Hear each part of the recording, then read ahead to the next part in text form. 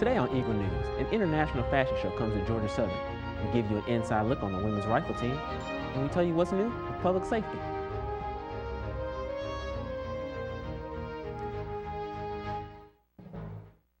Welcome to Eagle News. I'm Frederick Proctor. The Office of International Programs and Services hosted its first international fashion show in the Russell Union Ballroom. Here's Jay Pender with all the fashion details. Thanks, Fred. With its growing population, the Georgia Southern community is determined to promote tolerance of diversity on campus. The International Fashion Show is just one event that is increasing awareness of our cultural differences. Of International Programs and Services hosted the second annual International Fashion Show Tuesday to help promote awareness and appreciation of diversity of cultures on campus. Over 300 students packed the Russell Union Ballroom to see modern fashions from a range of countries, including Africa, Europe, Latin America, and Asia. It helps show people that don't get the chance to travel that other cultures exist besides the one that you see every day. So like the people from, I don't get a chance to travel to Europe, but I've met like 8 European students just now. The fashion show also sought to provide international students the opportunity to share their cultures with the Georgia Southern community. All of the clothes worn on the runway were donated by students who are natives of the represented regions. Some students, like Michelle Pacina, a freshman from Venezuela, even performed musical selections from their home countries. I think it's very important for international students especially to show a little bit of our culture. And for example, in this kind of event, I'm singing, and I'll sing in my home language, my mother language, that is Spanish. And I like it. I like to show people diversity. I think it's something very important. International Programs and Services hopes to continue promoting diversity and global awareness to the GSU community through free on-campus events. We're definitely looking forward to the 3rd annual International Fashion Show next October. Back to you, Fred. Thank you, Jade. I'm looking forward to that also. The women's rifle team is a fairly new intercollegiate program at Georgia Southern University, but that's not stopping their drive to set records.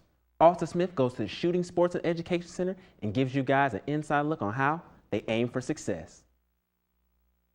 Georgia Southern women's rifle team continues to set team and individual records this season. The Lady Eagles are starting to zero in on the competition as they prepare to compete in the Southeastern Air Rifle Conference Championship in March.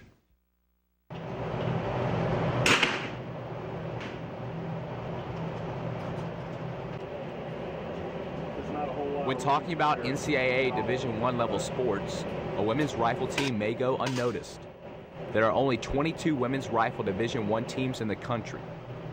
Georgia Southern women's rifle team prepares to usher in a new era with the new Shooting Sports Education Center, combined with hard work and discipline. Shooting freehand's a lot different than the type of shooting I'm used to doing with a bipod. To stand in one spot for an hour and shoot 60 rounds and never move your feet, it takes a lot of self-discipline. The women's rifle team was able to practice in the Shooting Sports Education Center before the center was officially opened October 8th of this year.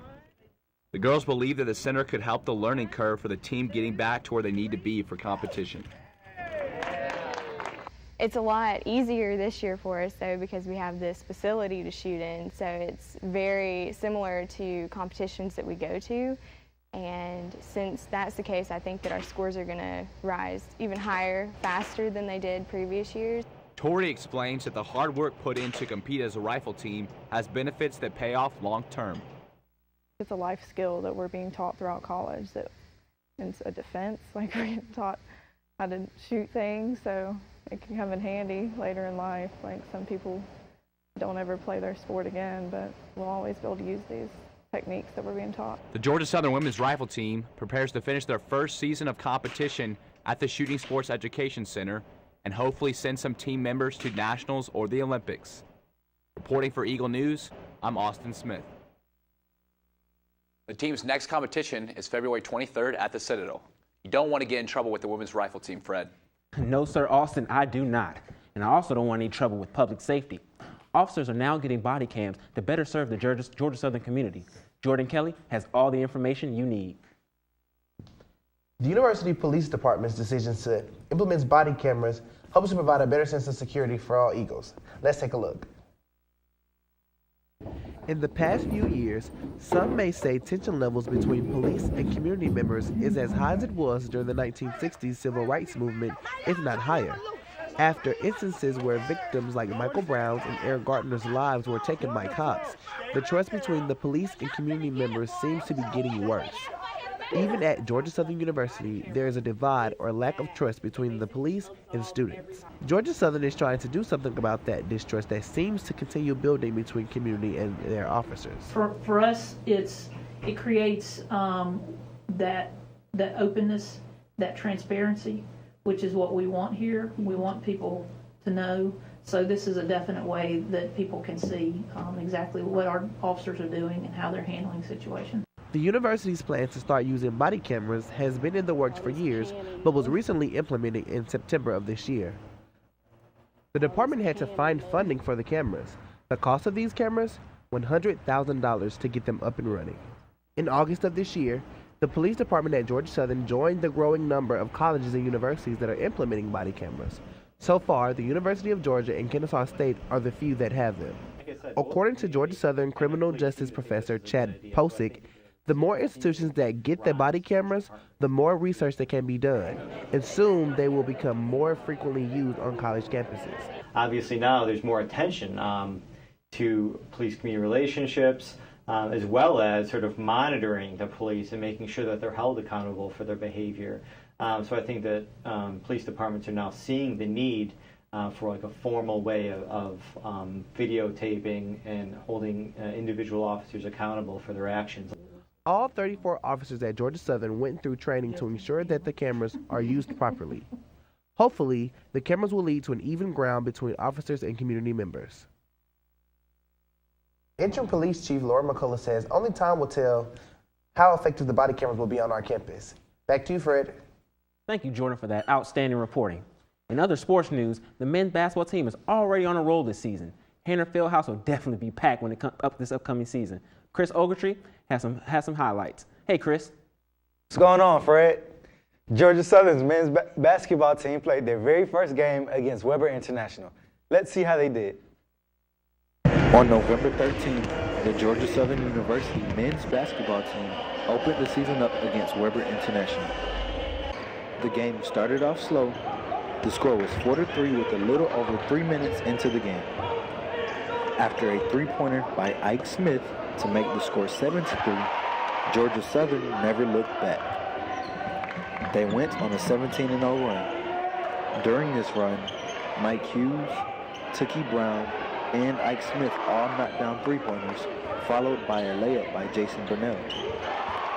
Ike Smith talked about how the Eagles were able to knock down so many shots. We just knocked down a lot of shots. You know, they were in a trap defense, and we played our trap offense, and we drove and kicked it out, and they let have a lot of guys open and we knocked down shots. Burnell got a hot hand in the first half and knocked down 3 threes back-to-back.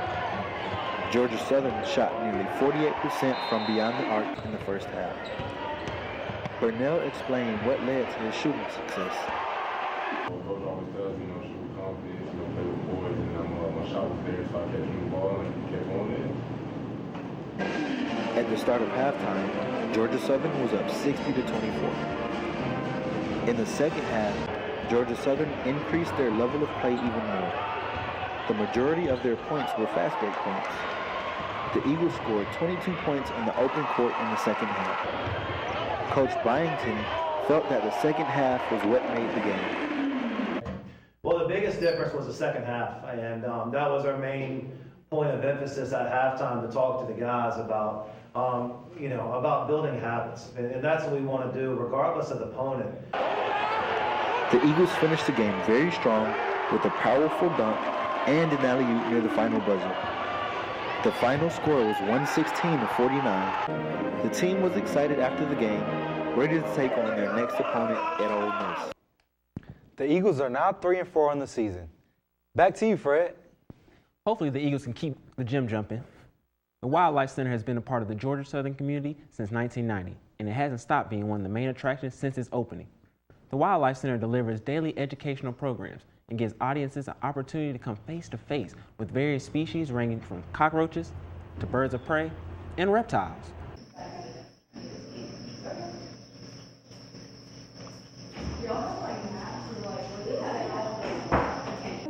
Yeah, so the programs are definitely interactive.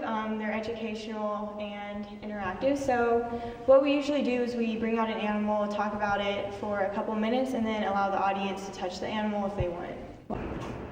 The programs are open to the public Monday through Thursday, 3:30 to 4 p.m., and people are encouraged to attend up-close and personal looks at the most interesting animals in the world. Thank you for tuning in to Eagle News. I'm Frederick Proctor. Have a great day.